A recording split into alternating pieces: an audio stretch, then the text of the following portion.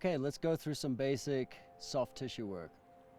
Now, starting with the basics of soft tissue, if we take into account how much force it takes to create unhealthy tissue and how many repetitions that takes, let's match that on the other side. As Kelly Starrett says, we can't be flirting with our tissue. We've got to actually put some pressure in it to create some immediate change. So, for instance, as a runner, tight calves, tight ankles are pretty common. So when we're rolling out our calves, really put pressure across that leg over. It shouldn't be comfortable. It should be a little bit taxing. You should have to breathe through it a little bit. Now, some important ways to go through soft tissue work is this. Rolling to prime it up is fine, and you are creating a little bit of change here, mainly blood flow. But what we really want to do is take a joint associated with that muscle through a range of motion. So for instance, we have pressure here on the lower attachment of the gastroc. From here, let's take that ankle through a range of motion with that compression there.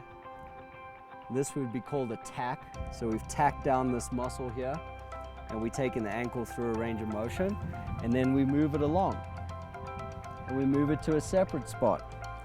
Wherever you find a tender spot, apply pressure, take that ankle through a range of motion. Do this about 10 times.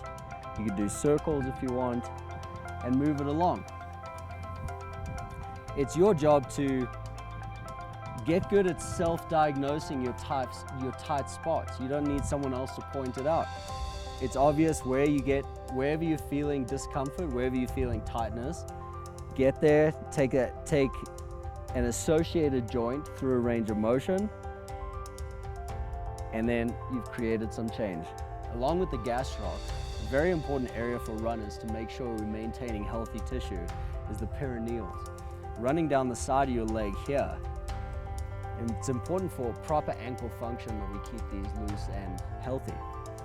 The way we approach the perineals is rolling onto the side, up and down at first, then finding a sensitive spot, taking that ankle through a range of motion, albeit a circle, and then going to the next spot. So another important area to address in soft tissue work would be the quads. Now, quads are complex. It's important to hit the upper and lower attachments. So for the lower attachment, of course, at first we can get down here and just roll it out. And if it hurts, that's okay. A little bit of discomfort is okay. It's supposed to be uncomfortable, just breathe that out. That means you're creating some change. When we're going for that lower attachment, really get just above the knee, bend and extend the knee, roll it out to a separate spot, bend and extend. If you find a really difficult spot, just keep bend and extend, keep that tissue tacked down, and you'll create some change. The way to know you've created some change is if you stand up and you do a movement like a lunge or a squat and you feel different, we've proven you have created change in the tissue. And that's really what we want.